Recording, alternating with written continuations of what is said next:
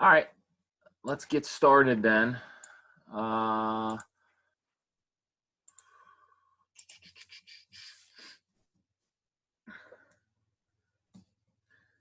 so I guess if we were playing by the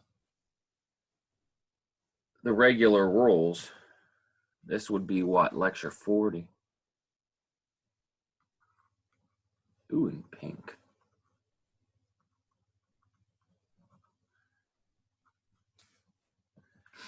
So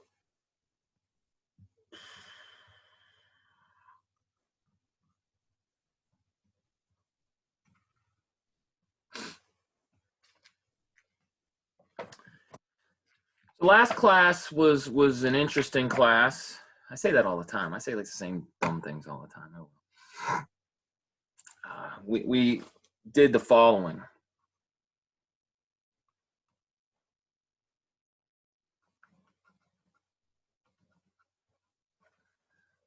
So we motivated and we defined what we call a line integral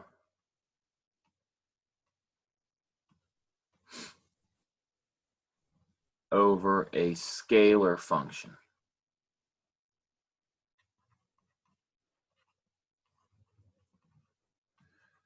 So we gave you a scary definition, but let's try not to think of the scary definition. Let's sort of think of the two types of line integrals that we will have in the form in which we're going to evaluate them.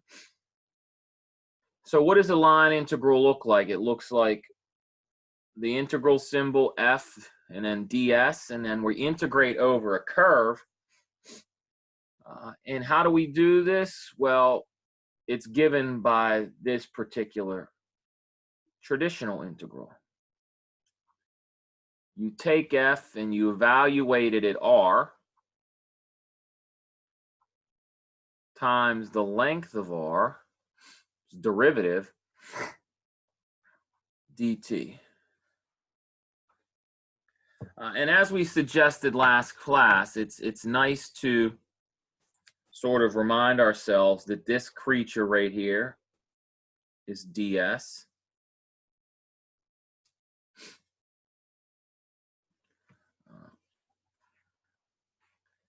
And more importantly,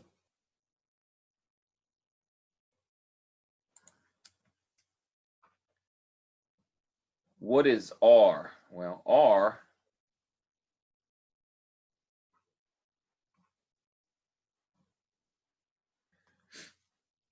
is a parametrization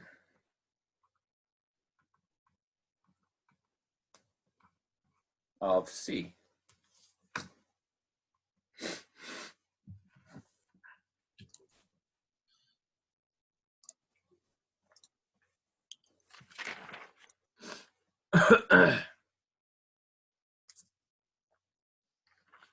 Okay, so notice I didn't specify anything about the size. Are we integrating? Is R a curve in the plane? Is it a curve in space? It doesn't matter. It can be either. And you need to understand the appropriate context of that. So we did an example last class of one whose integral we arrived at that was quite complicated. So instead, let's do another example of one of these. I hope you notice there's a homework up, so if you have any questions about that, you can ask if you'd like. Let's do an example.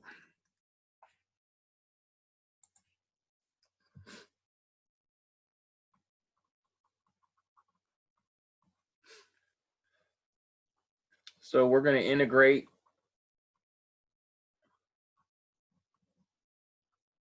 this in the following.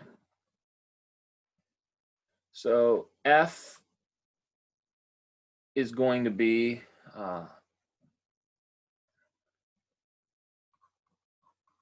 a function of two variables.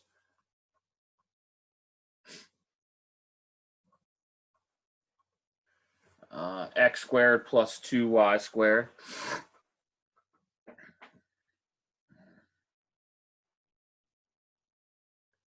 And what is C going to be?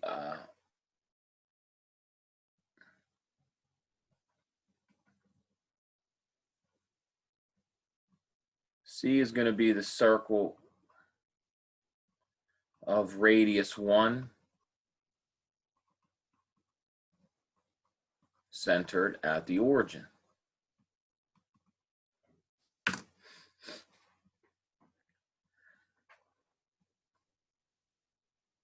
So I'm giving you a curve, and I'm going to look at a function on this curve.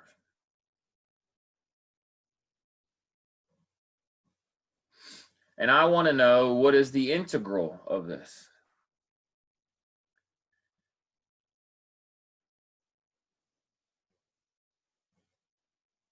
Does anybody have any questions about how this problem is formulated?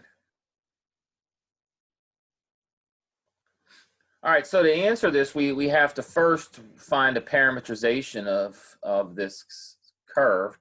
That's easy enough because we have a circle, so that's often nice. So first we need to parametrize C. So how do we do this? Well, this is, at this point, you should know how to find the parametric equations of a circle. It's cosine for the x-coordinate, it's sine for the y-coordinate. Since the radius is 1, I don't have anything in front of cosine or sine. And where does t range? Well, if we're doing the circle centered at the radius, or excuse me, centered at the origin and radius 1, how do we go around that circle? We go let t range from 0 to 2 pi.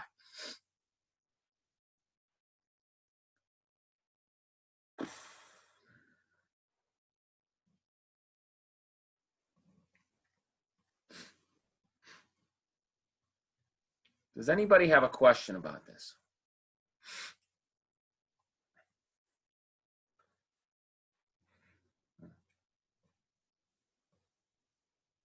Okay. So let's compute.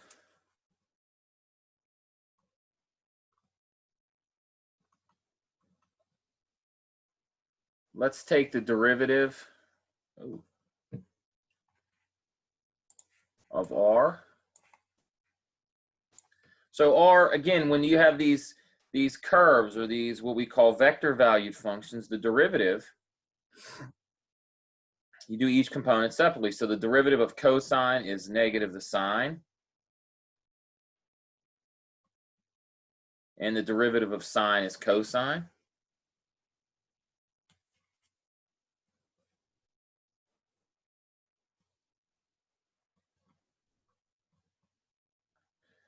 So you sort of need to come up with your preference on how you'd like to write these up. Some people like to do all the calculations first and then just plug into the integral.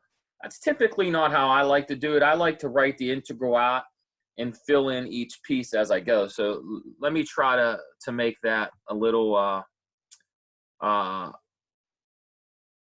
more precise what I mean by that. So by definition, we have that this integral becomes this integral. But I'm not doing a to b, so let's remind ourselves of what is our variable. Our variable is t. So we're going to integrate from 0 to 2 pi. And then what is f? Well, f, we're going to plug in r. And then we're going to multiply the length of the velocity vector or the tangent vector.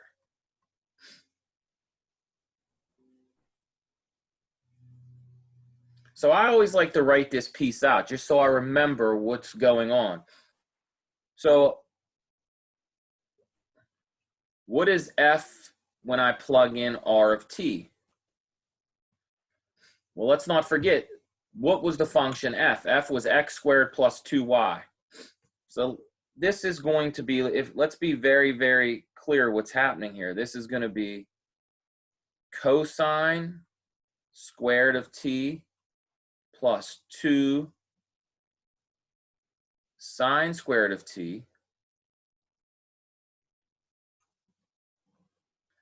And then this is the square root of negative sine of t squared plus cosine squared of t dt, which of course is just going to be 1.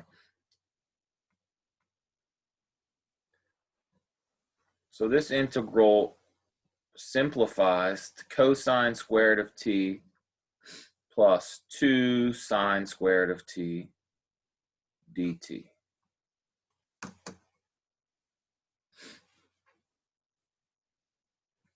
So everything in that square root is just 1. So the square root of 1 is 1.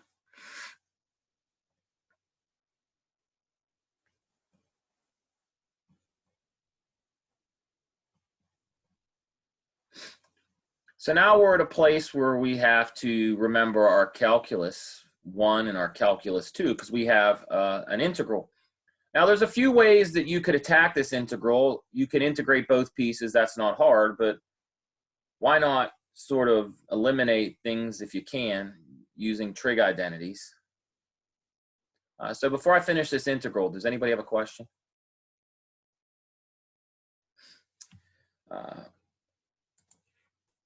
Okay, so what I'm going to use is you can replace cosine squared with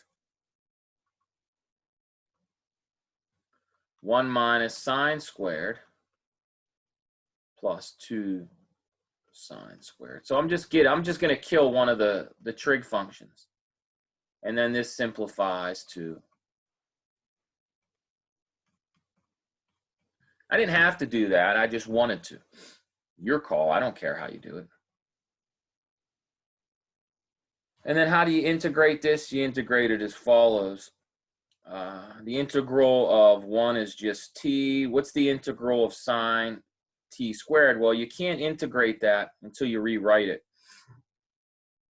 So this becomes t evaluated from 0 to 2 pi plus the integral. I'm going to replace sine t squared with 1/2 1 minus the cosine of 2t.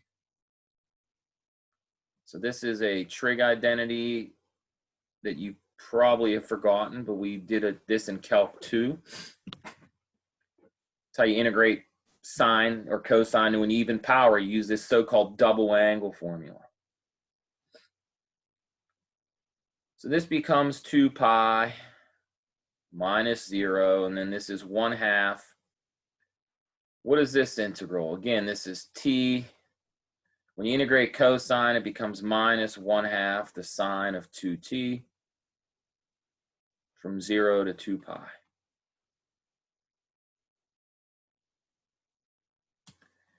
And if you do the elementary calculation, you get 2 pi plus 1/2 times 2 pi, and this simplifies to 3 pi. Now you could fill in the details of that, but you need to remember sine evaluated at integer powers of pi is always 0. So you get 3 pi.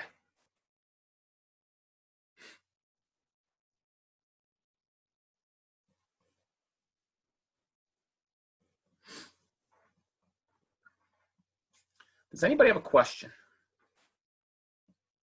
Comment?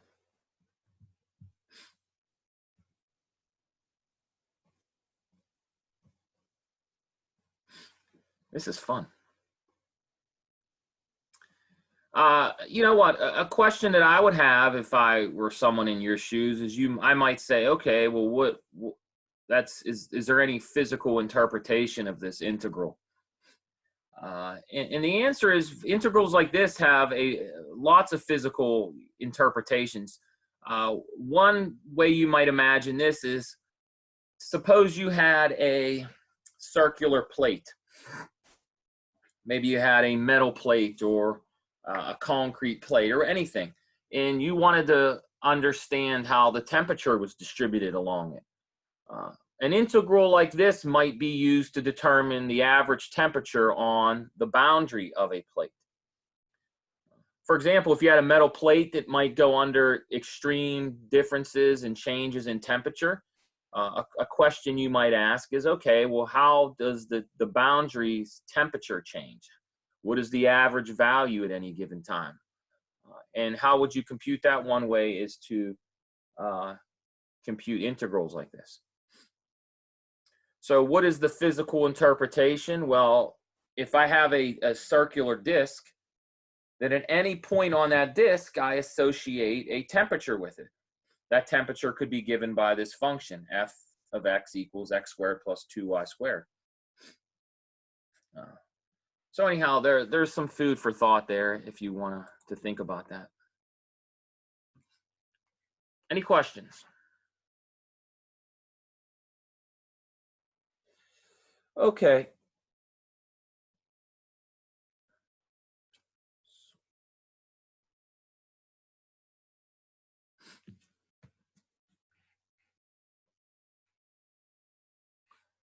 So the next thing to attack then is the following.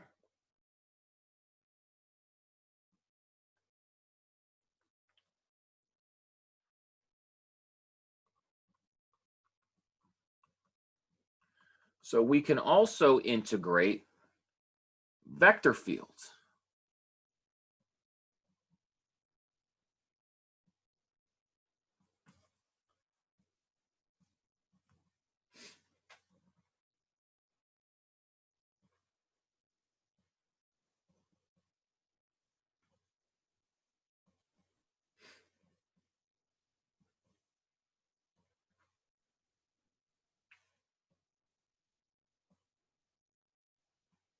A vector field is a type of function.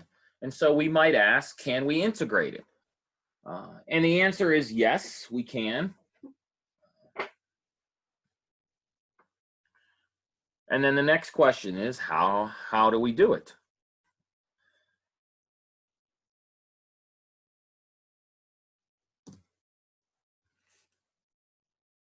So with line integrals over a scalar valued function or a real valued function,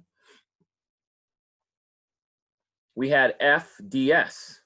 And what was ds? ds was sort of this, we thought of it as like this parametrizing the arc length, or a little piece of the curve that we're integrating over.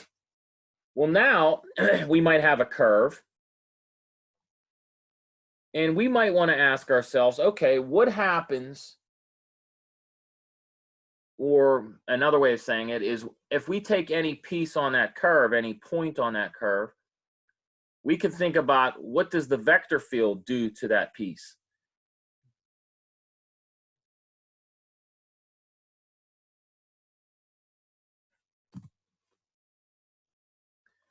So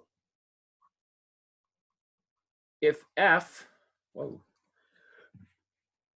the way to sort of, I'm not going to go through the details of it because we sort of did that already, and there's only so much time we can leave to that. So if f is a vector field,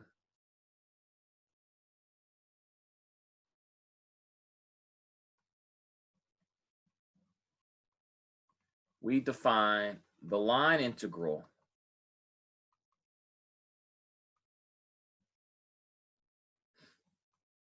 of f over c by, how do we define it? Well, we can't just do f ds. That, first off, that wouldn't have any physical interpretation because it wouldn't make any sense. So if a line integral has this ds thing, this would not make any sense to just say f, because f is a vector. So the first thing we have to understand is if we're going to make a definition, it has to be something we can compute. So if we want to rely on our definition of a line integral for a real valued function, that means whatever inside our quote unquote integrand has to be real valued. And then we also just don't want to make any definition that doesn't have some physical meaning. So one way we can sort of apply physical meaning to this integral and also define it so that it makes sense is to use the tangent vector. And if I take tangent vector t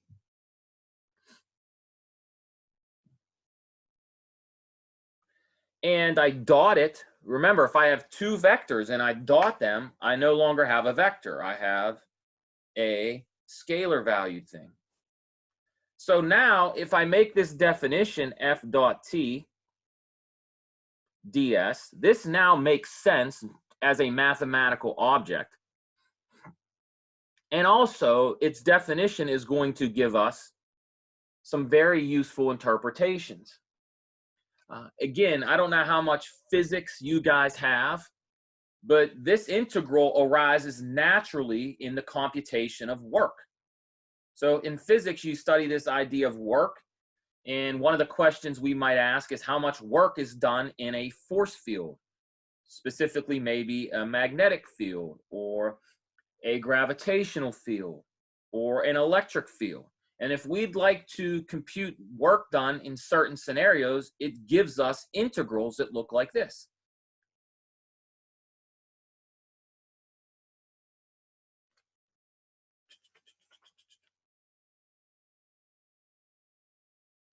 Does anybody have a question about this?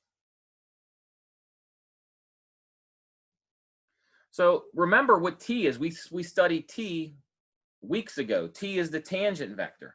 So there's lots of context that you need to put into place here. What is t? Well, t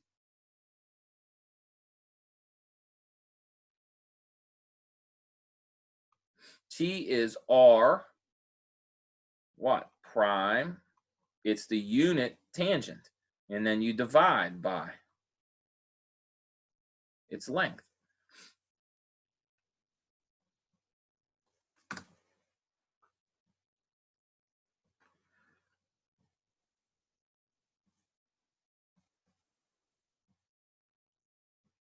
Does anybody have a question about this? Definition, a concern?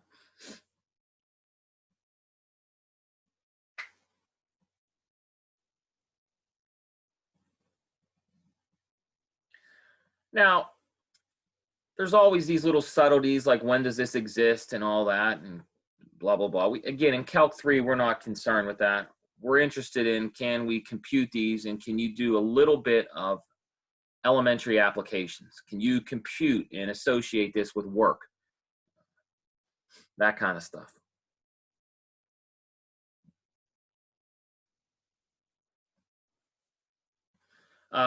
Does anybody have a question?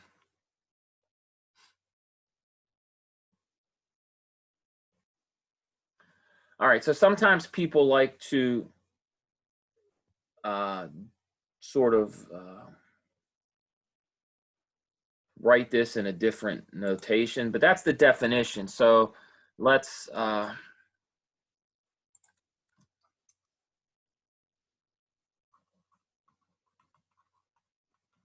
note this. So we might also write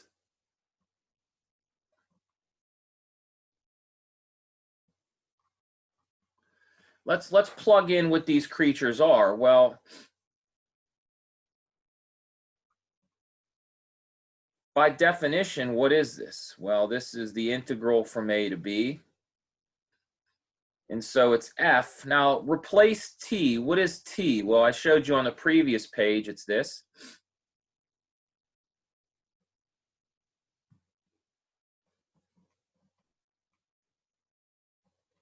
And then we know what ds is. ds is the length. So let me be very clear where I'm getting these things from.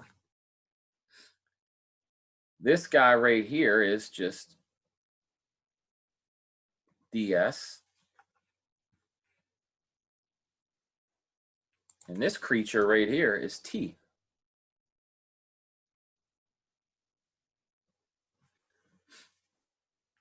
And so what you'll notice then is you have this nice cancelization. Those are just numbers. Well, for each t, they're a number. Otherwise, when t varies, they're functions, they're expressions.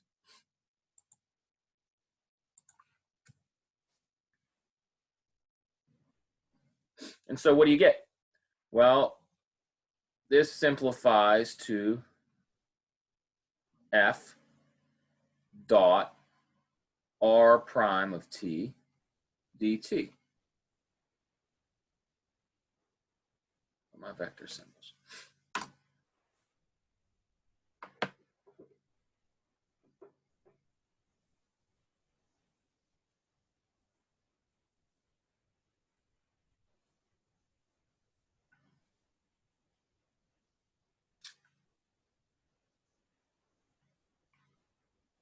So this is another way in which people write line integrals over vector fields.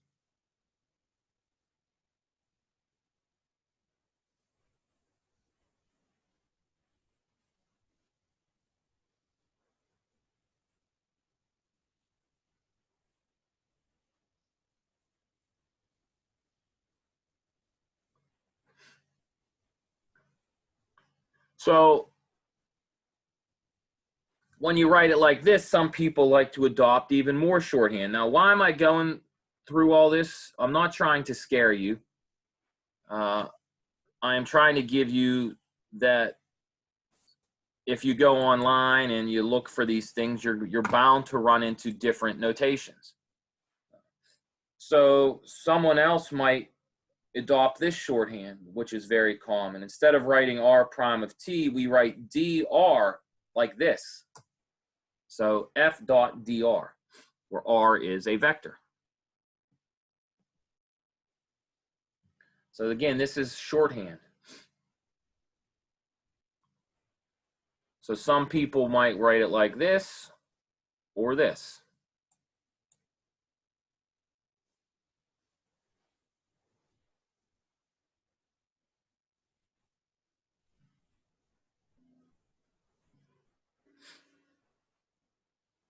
One of the things I try to also get you to understand is that in textbooks and in print, we typically don't put that arrow over a letter for a vector. They typically write it in boldface. I tried to do that on the homework, but I can't do that when I'm writing on with pen on here. So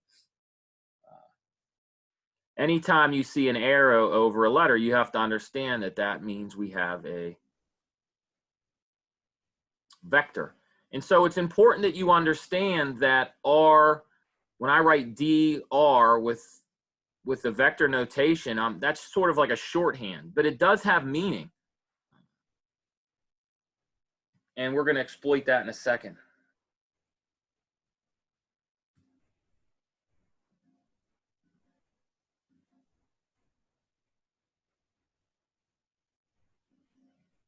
Does anybody have a question?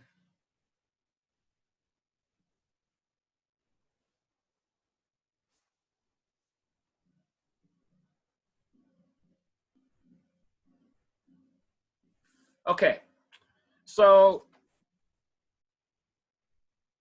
before we do an example, we have to look at one other sort of way that humans write these things. And so we're going to do that as well.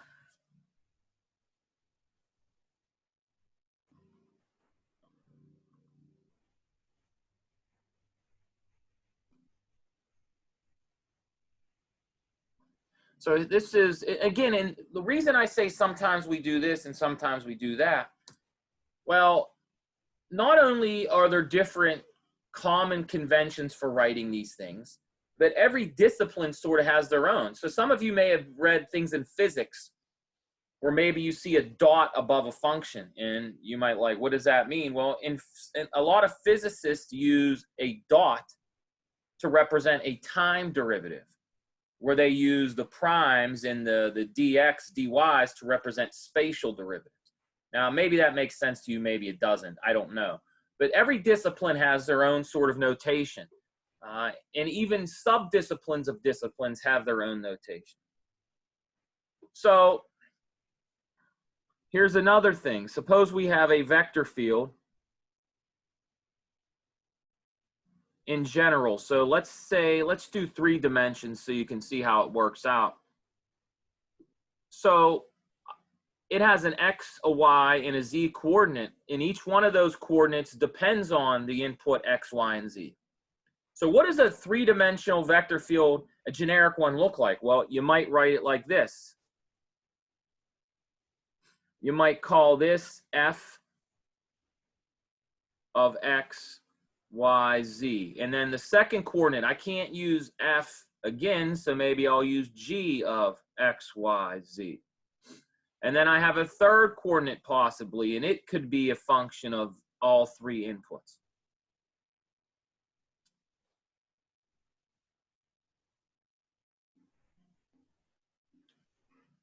So what does f dot r prime look like? Well,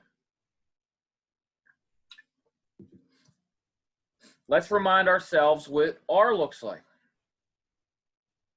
R of t has a first coordinate, which we'll call x, a y coordinate, which we'll call y, and a z coordinate.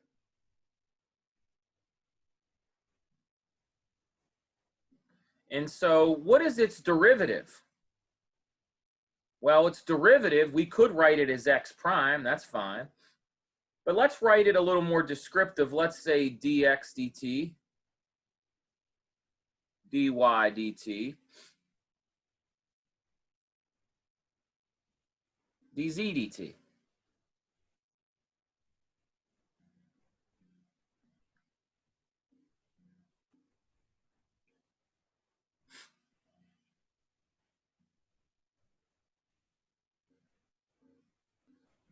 Now, this is going to be scary. I want to take r and I want to plug it into f. And then I want to dot that with r prime. Why do I want to do that? Because if you go to the previous page, that's what you see. We have f dot r prime. So we want to know another way of writing this particular creature.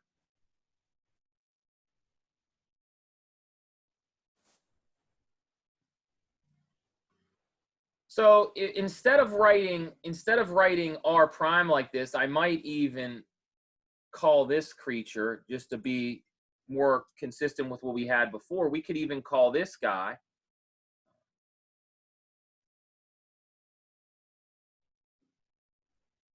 dr dt.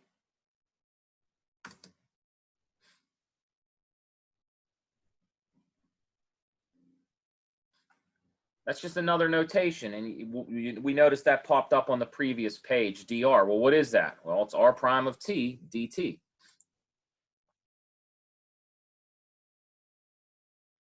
All right, so here's where all the shenanigans comes together. Well, I'm going to write it down below. Let me.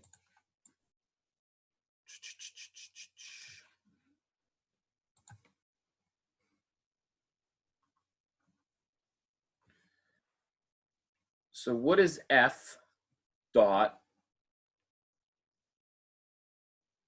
r prime of t look like?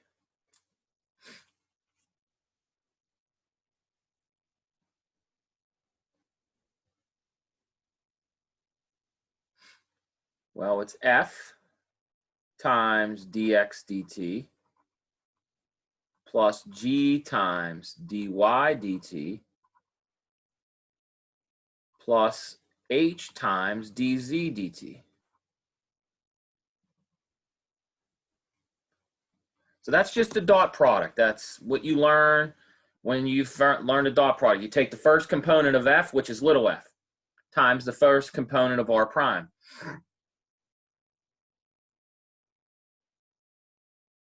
Then do the second components, then the third components, and you add them together. That's the dot product. Now, if I put that into my integral,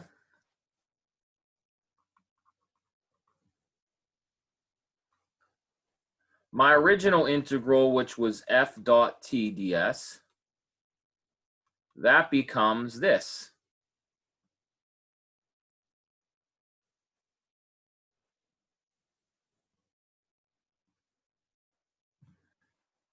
So if I plug in what I had before, then I had little f times dx dt plus g times dy dt plus h times dz dt. And then this is all with respect to t, or excuse me, dt, yeah. And so if you want, you could sort of think about distributing that dt, and we might write this, if you think about this, we're not really distributing, this is just symbolically, you can think of it this way. These dt's can cancel with this. And so the way some people write a line integral is like this. It's f dx plus g dy plus h dz.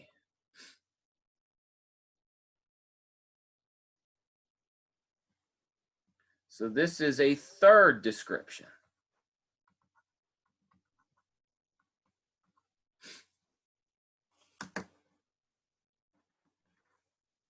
Whew.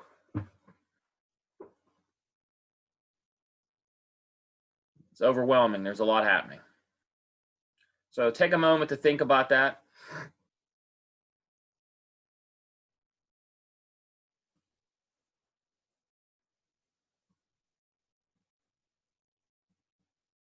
Because it is possible that we ask you to evaluate them, and you might see different notations at each sort of stage along the way.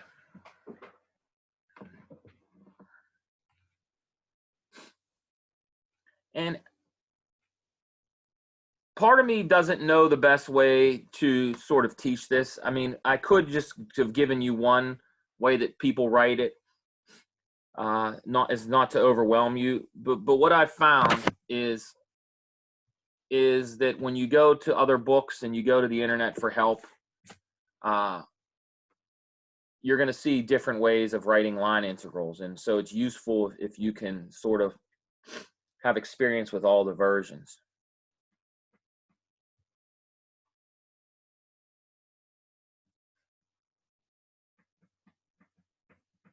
Does anybody have a comment or a question before we do some examples?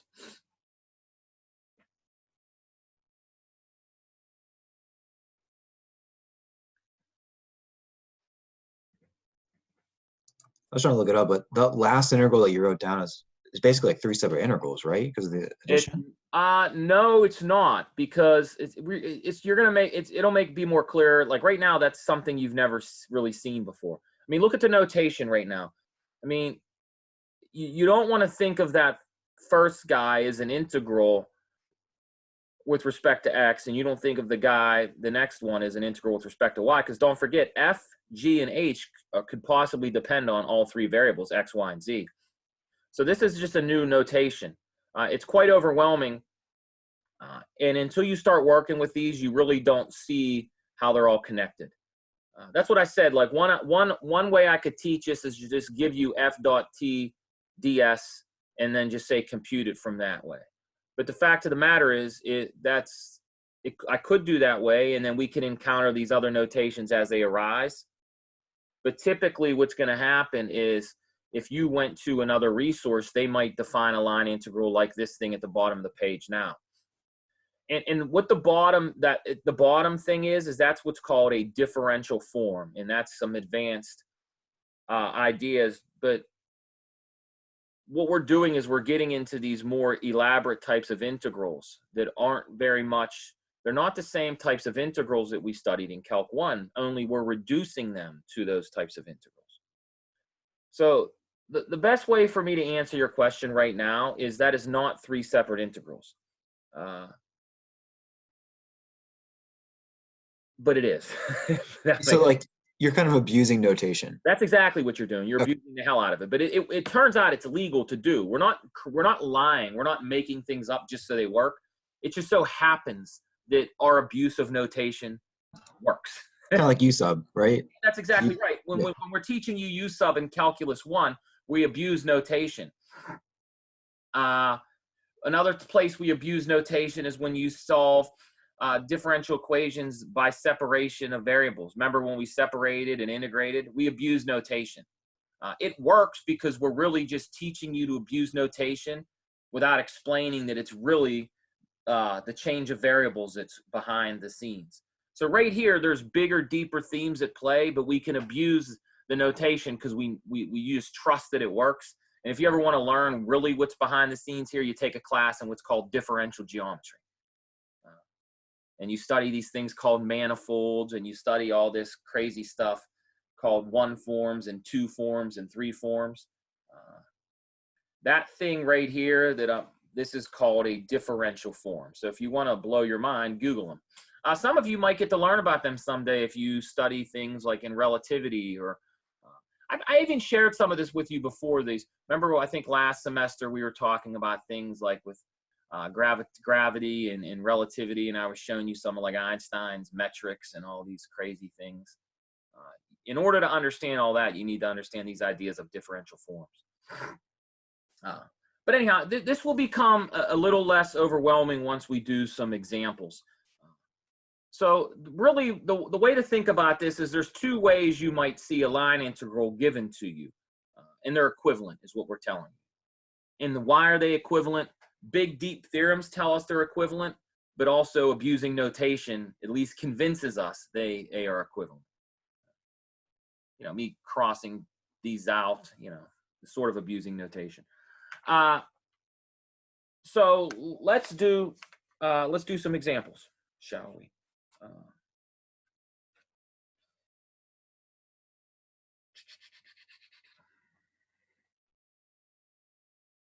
Okay, so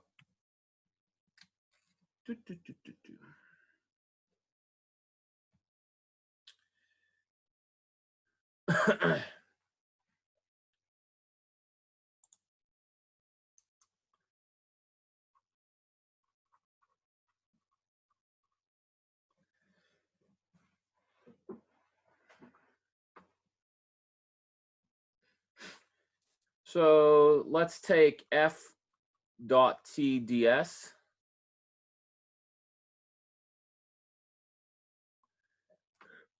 Excuse me. So we need something that's going to work out. So let's take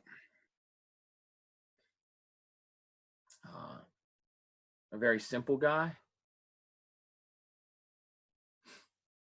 It's the vector field x comma y.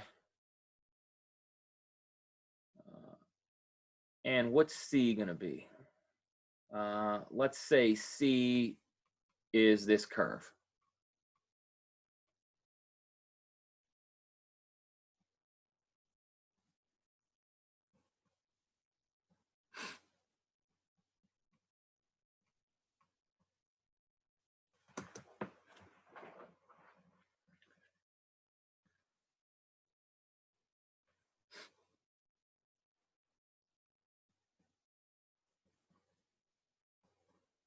So in this case, I didn't give you a verbal description of the curve. I gave you the actual curve. One of these subtleties we're going to talk about soon enough is this idea that these curves, we've mentioned this a few weeks ago when we first started talking about curves, but we're really going to have to start being interested in the curves and how we're tracing these curves. So when I say that that C is this parametrization, or excuse me, the range of this parametrization, or this trajectory, whatever you want to think of it, I need you to think that t starts at 0. Think t is time, and that you trace this trajectory. One of the things that's going to be very important is that we understand that these curves have a direction to them. I don't know if that means anything to you right now, but if you go back to when we introduced these ideas of curves, why don't we just say, I mean, if you graph this thing, this is a parabola. Let me just plot some of it for us just so you can see. So one of the questions that I used to have, and that even you might have, is why don't we just say y equals x squared, or why do we have these parameterizations? Well, it turns out the parameterizations, what they do is they actually allow us to assign direction to these things, and that turns out to be very important. So if you just wanted to graph what this thing looks like, what are the coordinates when t is 0? Well, it's at 0, 0. And what happens at, say, 1? Well, at 1, you're at 4, 1. So let's say this is 4. And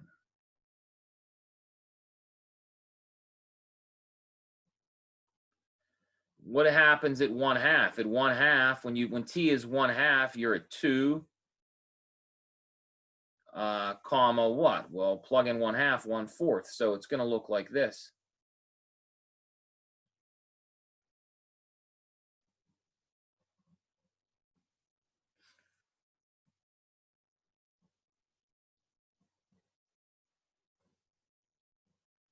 So when you plug in, when t is 1/2, you get 2, 1/4.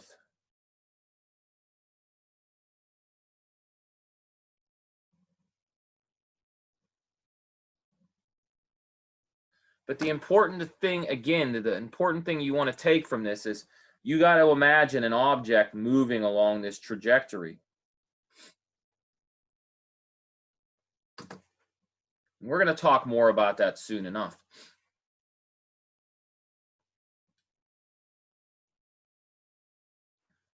So here's the way to think about what these integrals are doing. Imagine you are running along this parabola.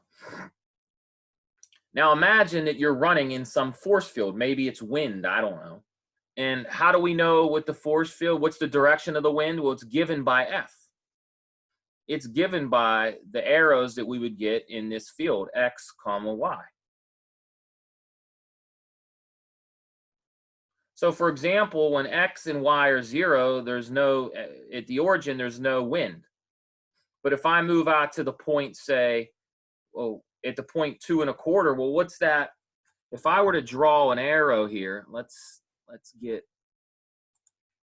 So for example, when at the point 4, 1, at this point right here, how is the vector field acting on us? Well, when X is 4, you get 4, 1. So what is happening? Well, that's an arrow that goes to the right 4 and up 1. So that's sort of like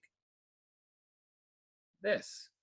And then what's happening at 2 1/4? Well, that's to the right 2 and up 1/4. So you would imagine you have the wind sort of going like this against you. Does that make sense? I would highly encourage you, you go to the internet and try to graph this vector field and convince yourself of what's happening.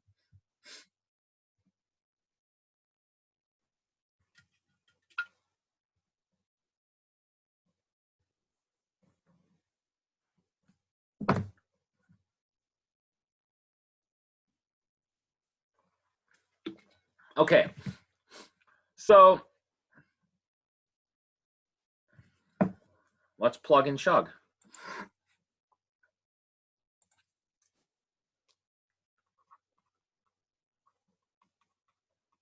So if we plug in what this means, we're going to integrate from 0 to 1, because that's where we're told to integrate. And then it's F. So let's be very careful with how this goes. This is F evaluated at R of t dot R prime of t dt.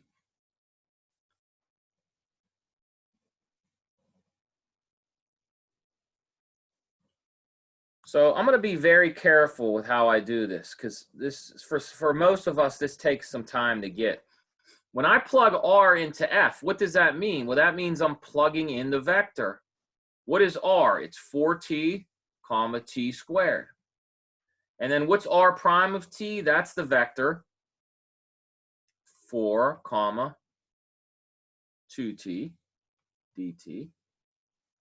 So that's a step that often, the first few times we do this, we're sort of completely lost. Now, what does f do? F is just, it takes the x coordinate and puts it into the first output. So that's just 4t. And then it takes the y coordinate and puts that into.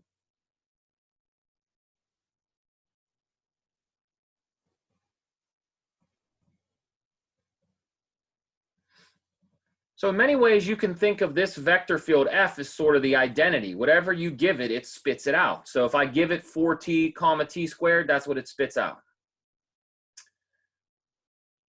So we call that the identity map. All right, so now I just have to do my dot product. 4t times 4 is 4t, excuse me, 16t, and then plus 2t cubed. So this is actually a much easier integral than in our previous examples. So look at that. We would think that vector field integrals, these line integrals, would be more complicated, but they usually turn out not to be. Because guess what's missing here? What's missing is that square root piece, because it canceled out.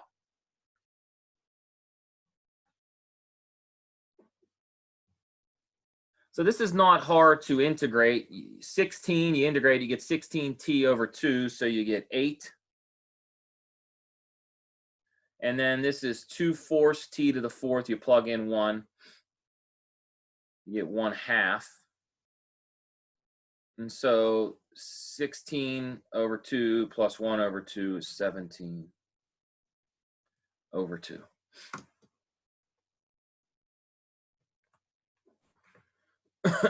Does anybody have any questions about this?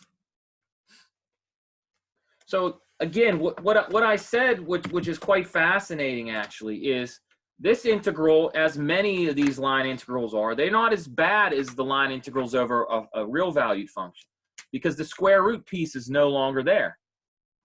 The r prime t, the length square rooted, absolute value of that, or the norm if you want to call it, that's not here now.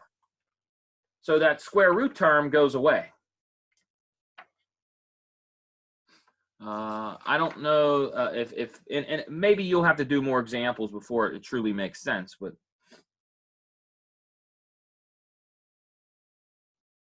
does anybody have any questions about this?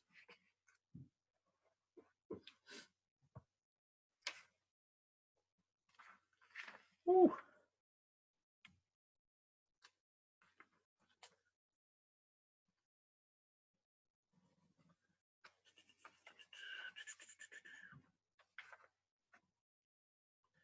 All right, so now let's do an example where we're using the other notation. So that you can sort of see what I mean by that. Let's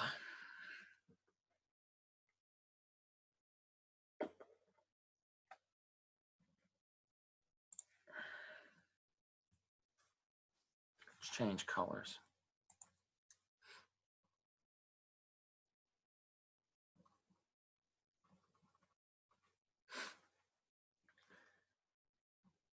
So now I'm going to write it in this notation.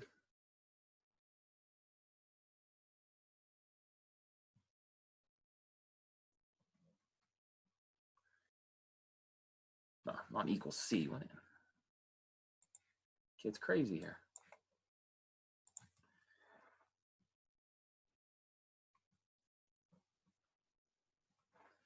So what do we want C to be? Let's take C to be this particular, this time we're going to do a space curve. So this is 2, let's do t, second coordinate's 2t, third coordinate's t cubed.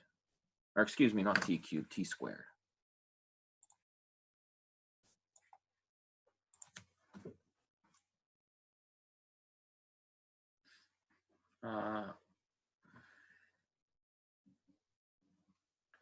And once again, we'll go between 0 and let's say 3. So now I've written it in this notation. So don't forget, what does that dx, dy, dz represent?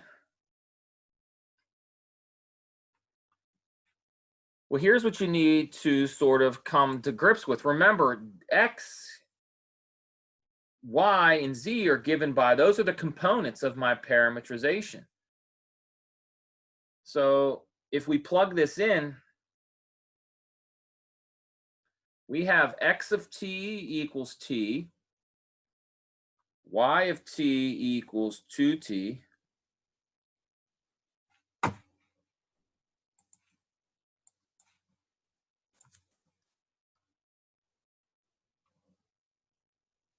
and z of t is t squared. And so what does that mean? That means dx is, you could say dx dt is 1, dy dt is 2, and dz dt is 2t.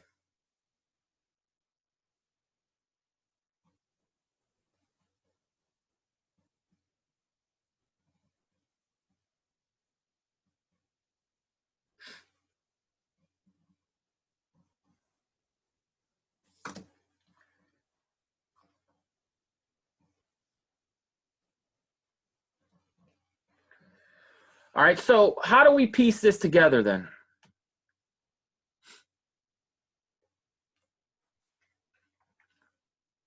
Well, we plug it in. You plug in dx, what it's equal to. You plug in dy, what it's equal to. You plug in x squared.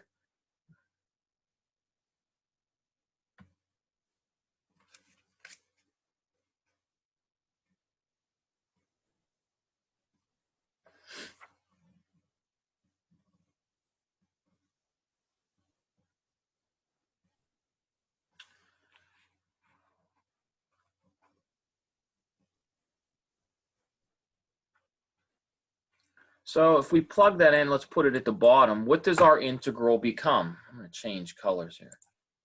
So this means the integral is from 0 to 3. What is x squared? Well, that's t squared. And then what's dx? Well, that's just dt. And then what's dy? dy is 2 dt. And then it's y dz, so this becomes 2t times dz, which is 2t dt. And so, yeah, now you could think of this as 3 integrals, Austin, or you can just think of it as 1. It's 0 to 3, and then it's t squared plus 2 plus 4t squared dt, which is once again a polynomial and easy to integrate.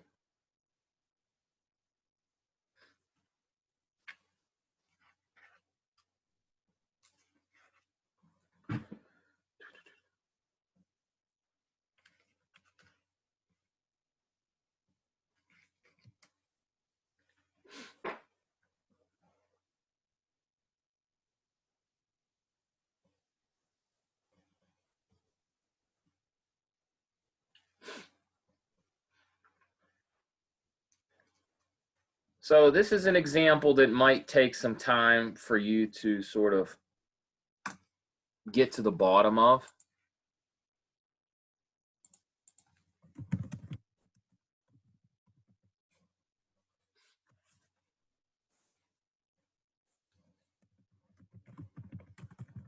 So to save time, we will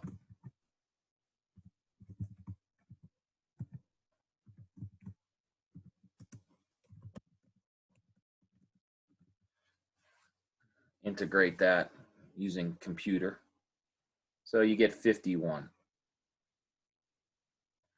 if you integrate that correctly.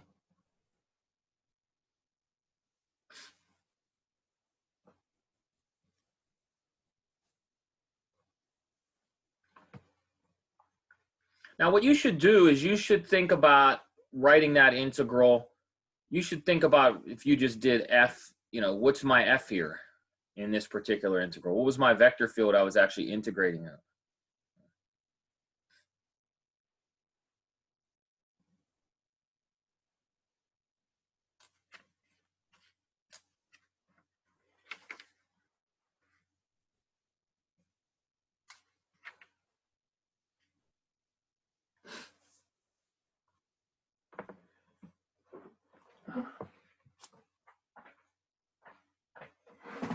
can't sit down. This is killing me sitting. This is terrible.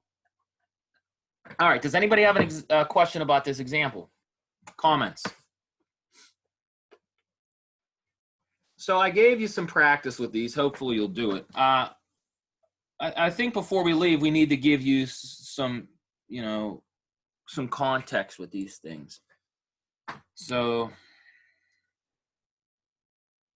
I like to call this interpretations from the physical world.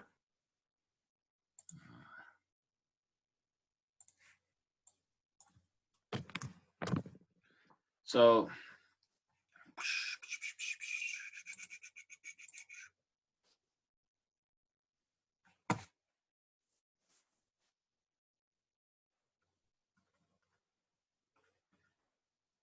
now this is not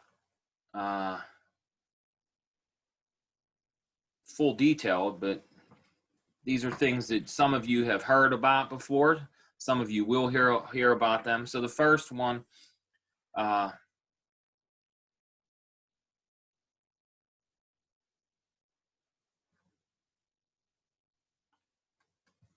is work.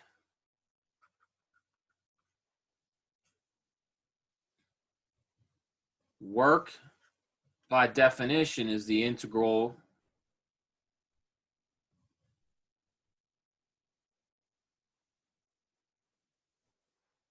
of a vector field. So if we interpret our vector field as a force field,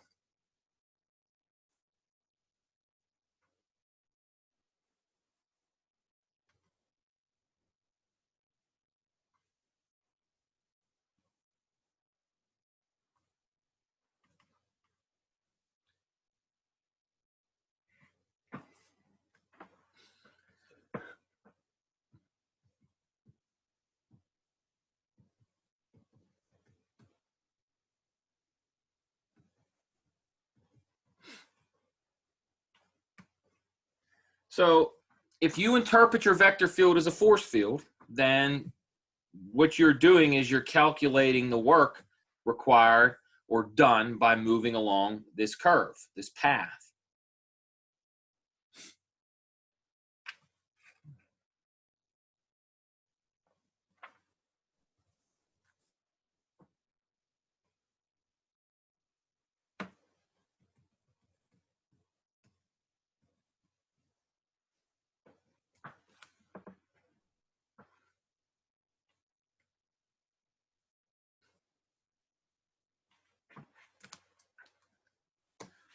So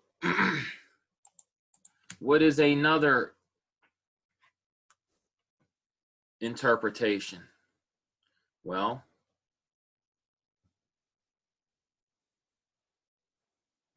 if the curve is closed, now I know we didn't really define that, but think of this in your intuitive sense. What does closed mean? It means that R of A is equal to R of B. Like a circle's closed.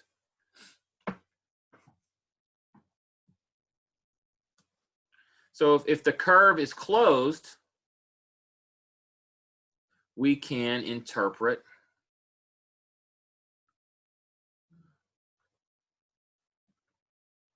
this guy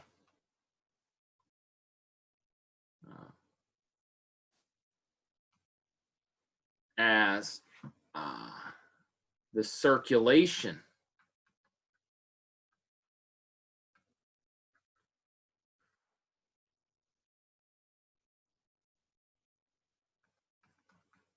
of F on C.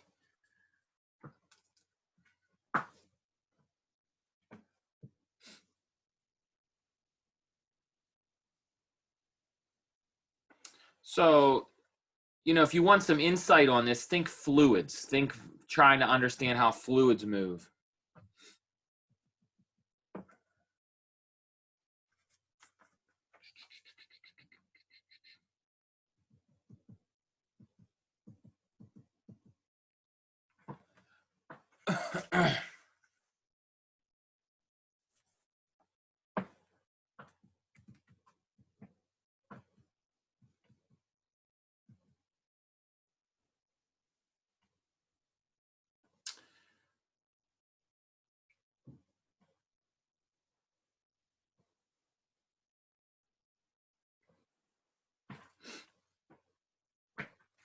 Okay, so and then the last thing that we'll mention, that again, something you may have seen, or some of you will see for sure.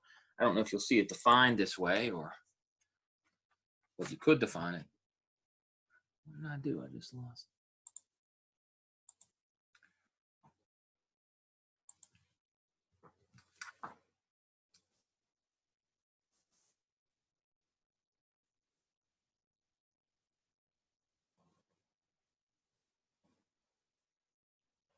Okay, so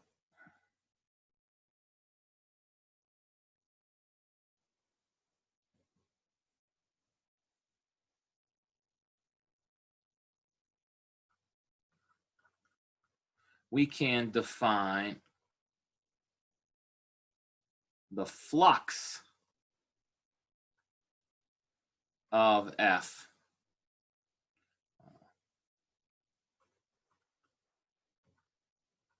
across. And notice the words I'm using here. Across. The flux of F across C.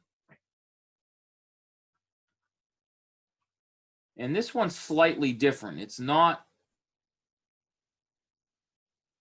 F dot T, it's F dot N. So you might not remember what N is.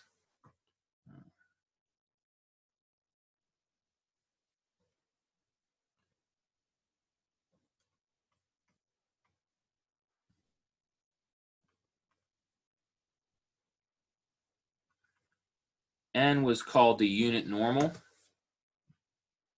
And if you remember, one way you could define it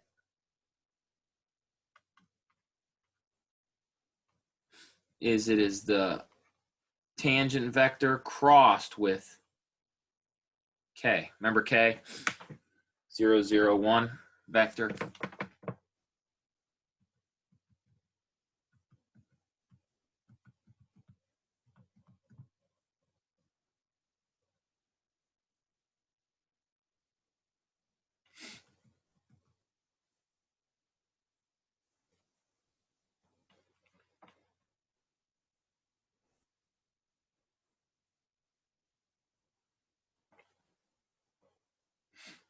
So these are terms you may have heard in, I don't know, a chemistry class, a physics class, and maybe not. I don't know. Maybe you will. But nonetheless, they pop up. And so it's worth pointing out that they're all line integrals. And by the way, the notation that we said we were abusing earlier, if you look, I'm pretty sure, I'd have to double check, but if you went from the historical perspective of flux and how we think about it, you will see that that notation was the original sort of notation. And it was kind of, and I think, again, I'm not 100%, I could be wrong, but that notation with the dx's, the dy's, and dz's, that doesn't require any concept of a vector. Right? So it's quite possible that the mathematical formulation of vectors came along after those types of integrals were first studied. Perhaps that's why the notation is the way it is. Regardless, these definitions are they are what they are. They're line integrals. Does anybody have a question or a comment? So again, notice I'm saying these are interpretations. You know, if your vector field is a certain type of thing, maybe you're trying to understand a physical scenario, you could interpret it as work, or you might interpret it as a flux or a circulation. Does anybody have a question? Now, of course, as I've said in the past, I am sort of skipping over some of the technical details right now about things like this. When you read about this, you're going to read over and over about this idea of orientation. And basically, that's a fancy word for saying, okay, we have to assign direction to our curves. Are we moving along the parabola this way, or are we moving along it this way? And much of all that's important because the way these integrals and these things make sense is you need to have certain properties of your tangent vector and and some of these deeper results that we're not real concerned about in Calc 3. All right, if you guys don't have any questions, then I'll leave you to work on these problems and ask questions on Wednesday, hopefully. So if you guys don't have questions, I'll stop recording now.